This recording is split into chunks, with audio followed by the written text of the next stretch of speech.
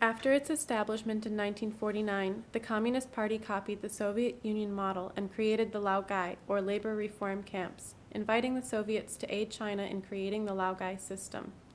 In 1951, Mao Zedong stated that when criminals are given a life sentence, they leave their homes, and all across the country, groups of them work to construct roads, dam rivers, reclaim wasteland, build buildings, and engage in other manufacturing industries. This is how the Soviets used to deal with many of their criminals. It is estimated that at the end of October 1951, criminals made up 62.8% of the national labor force.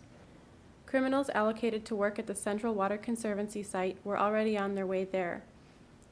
In June 1952, 62% of all prisoners were Laogai prisoners. Criminals who were placed in agricultural production had already built 640 Laogai farms. 56 of these farms held over 1,000 people, like Beijing's Qinghe farm, for example. In 1954, over 83% of criminals imprisoned without trial had entered the Laogai production camps. The total number of Laogai production camps was 4,671.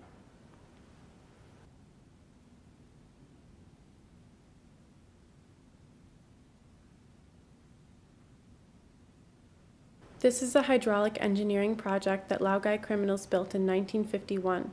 Pictured above is an already completed reservoir. Pictured below are criminals building a reservoir.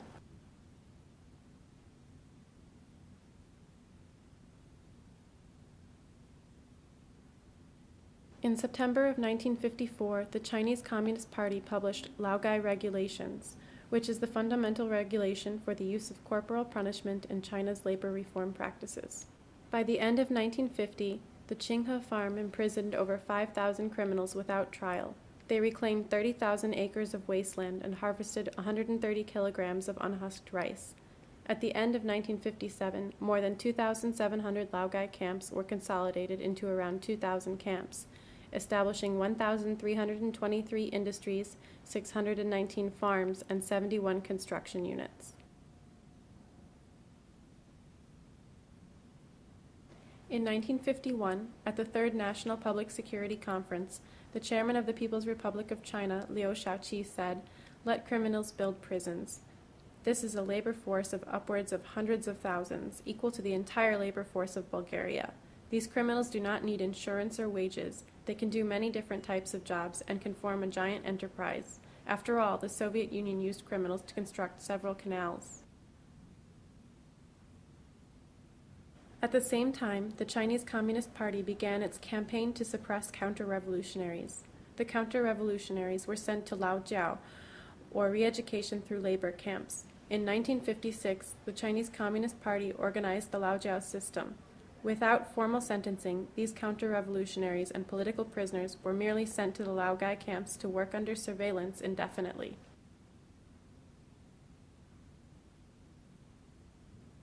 Zhou Enlai, then Premier of the People's Republic of China, pointed out in the 1957 Government Work Report that 16.8% of counter-revolutionaries in the Elimination of Counter-Revolutionaries movement were sentenced to death, 42.3% were forced into reformation through labor programs, and 32% were forced to work under surveillance.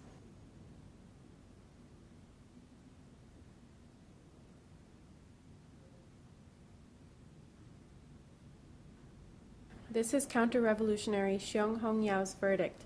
Due to his books and reactionary letters, he was convicted in 1964 as a counter-revolutionary and sentenced to work while under surveillance for 3 years and was sent to a Laojiao camp.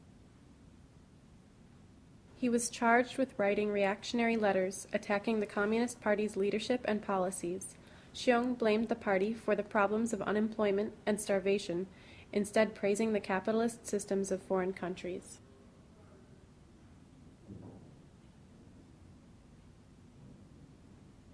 Xiong Hongyao was criticized, humiliated, and sentenced to 3 years in the Laojiao camp.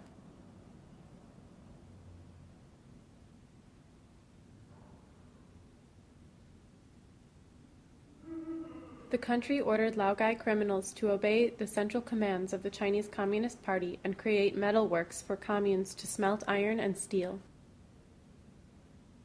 According to the daily records from Gansu Province's Laogai camp, from 1950 to 1958, there were 123,835 Laogai criminals imprisoned in this province.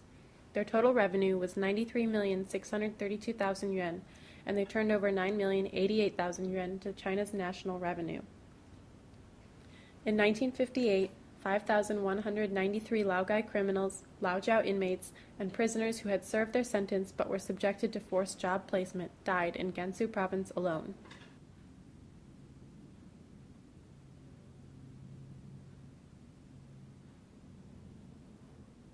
Many Laogai prisoners died as a result of harsh labor conditions in mines, on farms, and at construction sites for public works, like these two reservoirs. Not even Chinese Communist Party officials could escape reform through labor. Du Yuming, a Chinese Communist Party general, was taken prisoner and was imprisoned without trial in a Laogai camp for 10 years. He was granted amnesty in 1959.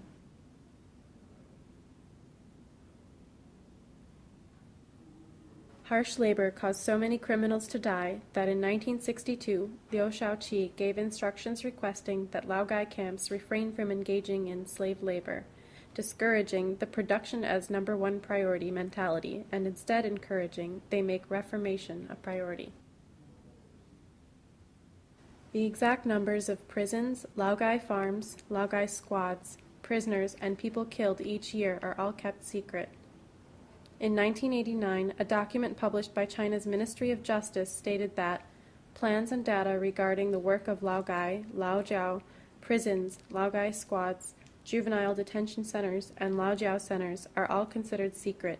The number of people executed and the number of people who died of unnatural causes are considered top secret. In 1981, the Public Security Bureau issued a document that lowered the minimum age at which a person could be sent to Laojiao camps to 16. In 1983, Deng Xiaoping instituted a severe crackdown. The numbers of people imprisoned without trial rose from 600,000 to 1.2 million. At the same time, 1989 was the best year for products produced in the Laogai camps. Together, the total value of industrial and agricultural products reached 5 billion yuan. These are some examples of Laogai products. In the upper right picture is a juvenile Laojiao criminal weaving a carpet. Laogai products earn enormous profit for prisons and the Chinese Communist government. In 1988, the Ministry of Justice ordered that auditors were needed to investigate Laogai and Laojiao finances and ensure that the government was not losing out. Corporal punishment and the Laogai continue to exist. Sun Liyong was a police officer in China for 8 years.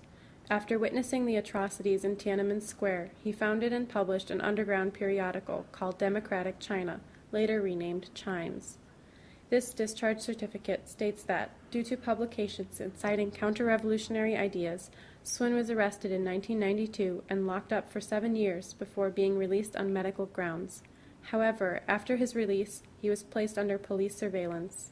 In 2004, he escaped to Australia and applied for political asylum. While Sun Liyong has finally gained his freedom, under the Chinese Communist Party's veil of secrecy, thousands in China today continue to be persecuted for their ideas and their writings.